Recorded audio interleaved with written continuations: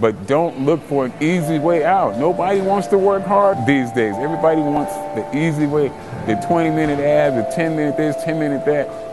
Fuck that. Come to the gym, work your ass off, earn it. And if I died, I died. That's how serious and dedicated I was to my sport. They said, well, you can't do it, you're gonna die. I said, well, I'd rather die doing what I love to do than sitting at home looking at TV. I'm CT Fletcher, 6-time world champion, 3-time world champion, drug-free bench presser, 3-time world strict curl champion. I'll say this, my childhood growing up, I'm a contrast because if you look at video, you'll see that I use quite a bit of profanity, and it's really a contrast to how I was raised. There was a time in my youth when I thought that any amount of weight that I put on a bar, if I went down with it, it was coming back up. I felt there was nothing I couldn't do. I felt like a real fucking Superman walking around on planet Earth. What invited you to the party? I like to do pause reps sometimes and think about the things that have gone on in my mind throughout the day and how anxious I am to get to the gym and just work out.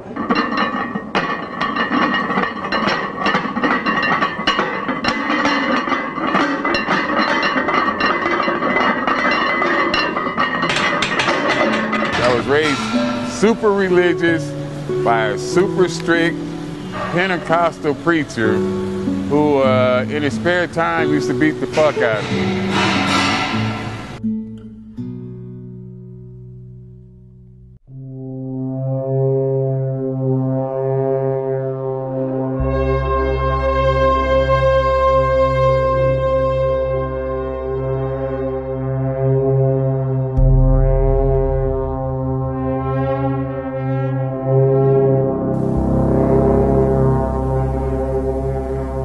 School life, I grew up in Compton, #1 crime rate at the time, and we were proud of it.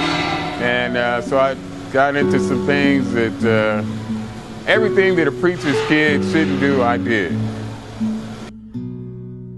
I'm sure that everybody probably know Tookie Williams, which is a gangster from Compton and one of the founders of the original Crips.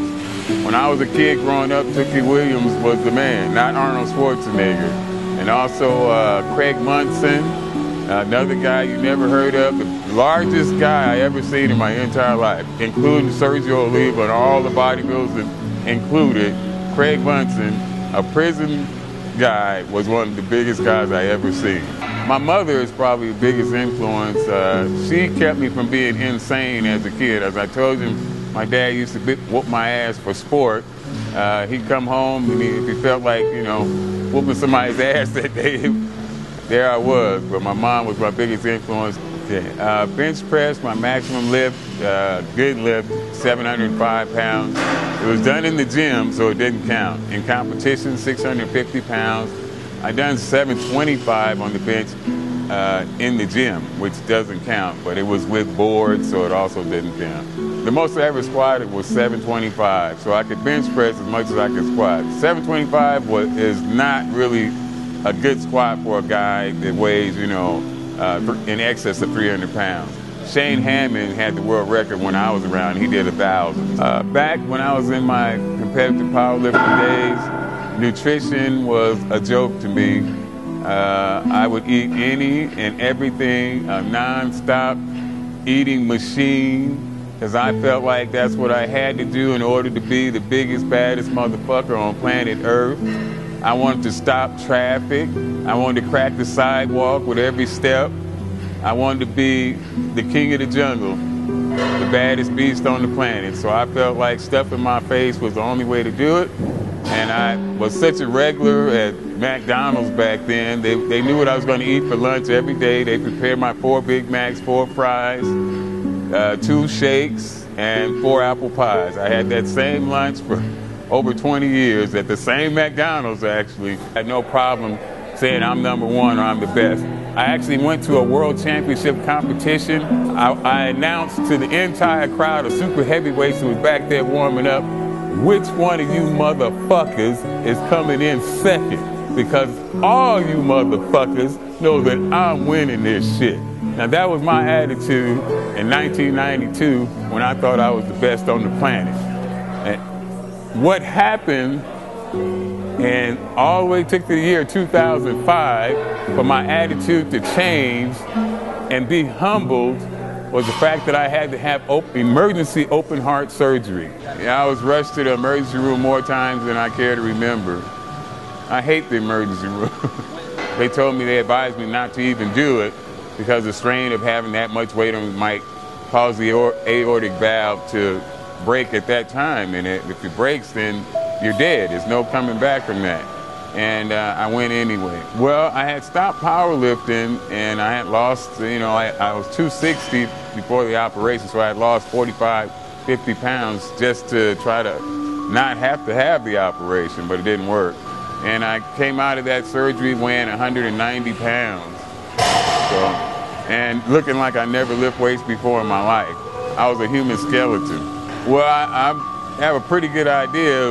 It might have something to do with the 6, 7 cheeseburgers I ate every day for 20-some years. I would eat those cheeseburgers because I thought I needed it in order to keep up my size. Instead of taking steroids, I would eat. So I would overeat and I would eat anything.